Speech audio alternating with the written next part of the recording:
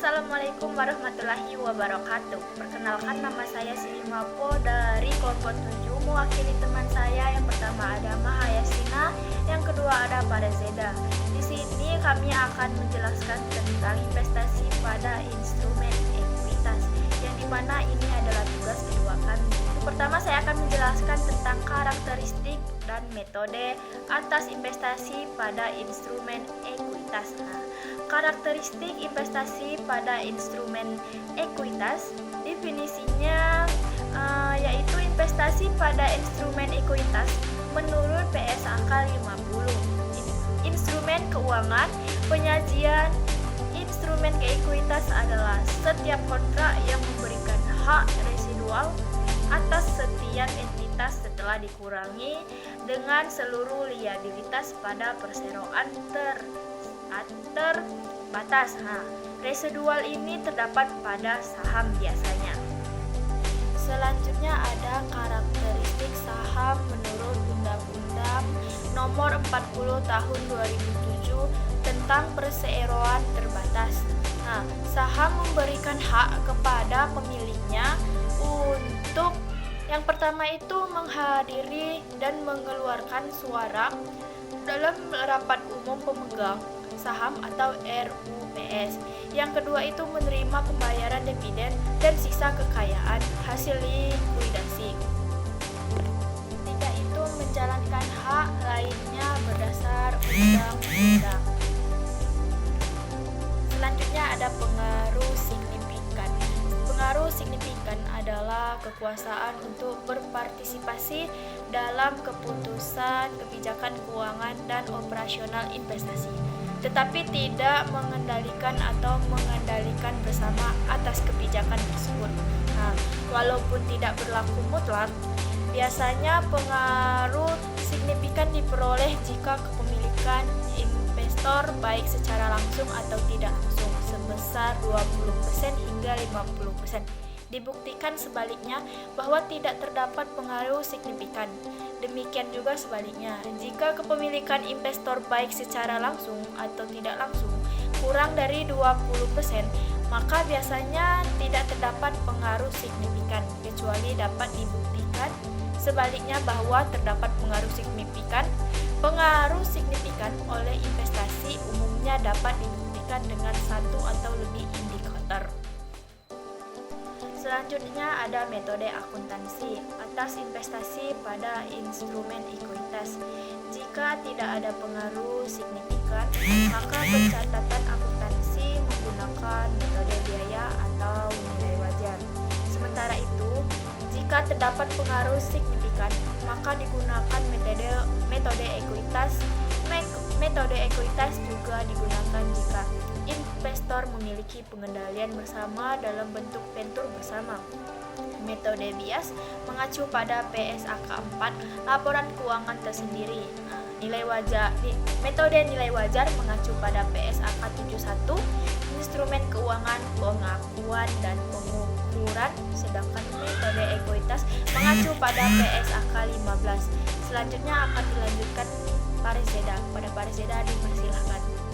Selanjutnya saya akan menjelaskan tentang metode biaya dan nilai wajar. Aset keuangan berupa investasi pada instrumen ekuitas harus diukur pada nilai wajar, sedangkan metode biaya digunakan ekuitas atas pendapatan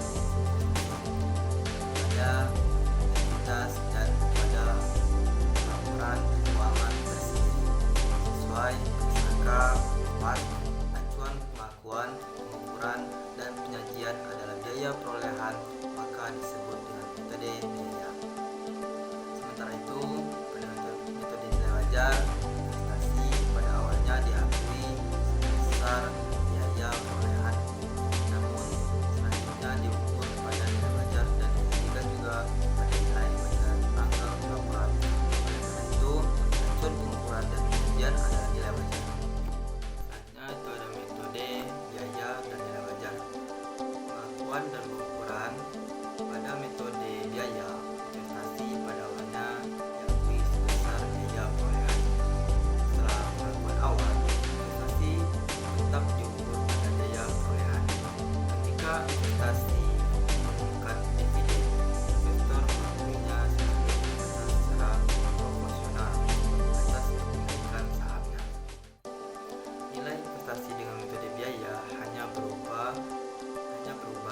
jika ditambah, dijual, atau mengalami penurunan nilai. Sedangkan pada metode nilai wajar, perlakuan akuntansinya bersama dengan metode biaya, kecuali dalam pengakuan awal investasi diukur pada nilai wajar. Ada pengajian dan pengungkapan. Pada metode biaya, investasi disediakan tetap sebesar biaya perolehan yang juga merupakan nilai tercatat. Sedangkan pada metode nilai wajar, nilai tercatat investasi disesuaikan terhadap nilai wajar pada tanggal pelaporan sesuai ketentuan pada pusaka. Hanya untuk dalam metode ekuitas, pengakuan, dan pengumpulan berdasarkan pusaka 15. Investasi dengan metode ekuitas pada awalnya diakui sebesar biaya perolehan. Dalam pengakuan awal, investasi diukur secara profesional terhadap nilai ekuitas entitasnya. Jika nilai ekuitas entitas meningkat, maka investor mengakui peningkatan tersebut terhadap nilai tercatat investasinya secara proporsi pada atas kepemilikannya. Demikian juga sebaliknya, jika nilai ekuitas entitas turun, perubahan, peningkatan, atau penurunan atas nilai ekuitas entitas diantaranya dapat terjadi akibat yang pertama, yaitu pengakuan laba atau rugi untuk entitas atau meningkatkan atau menurun. Kedua, yaitu pembagian dividen oleh entitas atau menurun ketika ada pengakuan penghasilan komprehensif lain oleh entitas atau meningkat atau menurun. Selanjutnya itu akan dilanjutkan oleh teman saya yaitu Mahestina. Melanjutkan presentasi dari rekan saya Farizeda, yaitu slide selanjutnya ada biaya perolehan investasi. PSAK 15 menyatakan bahwa pada saat perolehan investasi, setiap selisih antara biaya perolehan investasi dengan bagian entitas atas nilai wajar neto aset dan liabilitas teridentifikasi dari investasi dicatat dengan cara sebagai berikut. 1. Goodwill yang terkait dengan entitas asosiasi termasuk dalam jumlah tercatat investasi. Amortisasi goodwill tersebut tidak diperkenankan. 2. Setiap selisih lebih bagian entitas atas nilai wajar neto aset dan liabilitas teridentifikasi dari investasi terhadap biaya perolehan investasi dimasukkan sebagai penghasilan dalam investasi diperoleh. Menentukan bagian entitas atas laba rugi entitas asosiasi atau venture bersama pada periode. Selanjutnya ada penghentian pengakuan. Investor menghentikan penggunaan metode ekuitas sejak tanggal investasinya berhenti menginvestasi pada entitas asosiasi atas atau hilangnya pengaruh signifikan, yaitu ketika 1. Investasi menjadi investasi pada anak perusahaan, maka investor mencatat investasinya sebagai PSAK 22 dan PSAK 65. 2. Menjual sebagian investasinya dan sisa kepentingan dalam entitas asosiasi merupakan ANC keuangan, maka investor mengukur sisa kepentingan tersebut pada nilai wajar sesuai PSAK 71. Investor mengakui dalam laba rugi selisih apapun antara A. Nilai wajar sisa kepentingan apapun dan hasil apapun dari pelepasan sebagian kepentingan pada entitas asosiasi atau ventura bersama, dan B. Jumlah tercatat investasi pada tanggal penggunaan metode ekuitas dihentikan. Selanjutnya ada isu lain seputar metode ekuitas. Nilai tercatat investasi negatif pada metode ekuitas. Konsep kunci nilai tercatat serta patch investor tidak boleh negar akibat pengakuan bagian rugi entik asosiasi. Nilai jika tercatat investasi menjadi nol atau negatif akibat bagian investor terhadap rugi entitas asosiasi sama dengan atau melebihi kepentingan pada entitas asosiasi, maka investor menghentikan pengakuan bagiannya atas rugi lebih lanjut. Setelah kepentingan entitas dikurangkan menjadi nol, tambahan kerugian dicadangkan namun tidak diakui di laporan posisi keuangan atau off balance sheet.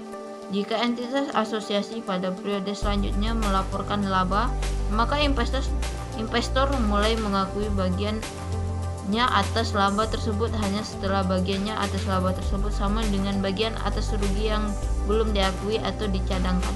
Slide selanjutnya, yaitu berdasarkan pemaparan pada bab ini dapat disimpulkan bahwa jurnal investasi yang dicatat oleh investor atas entitas asosiasi dapat meliputi yang pertama yaitu investasi awal saat perolehan, kedua pengumuman dividen oleh entitas asosiasi, ketiga pengumuman laba neto oleh entitas asosiasi, keempat amortisasi atas selisih nilai wajar neto aset dan liabilitas teridentifikasi dari investasi terhadap nilai tercatat aset dan liabilitas, 5 transaksi hulu dan hilir, 6 penurunan nilai, dan yang terakhir penghasilan komprehensif lain investasi.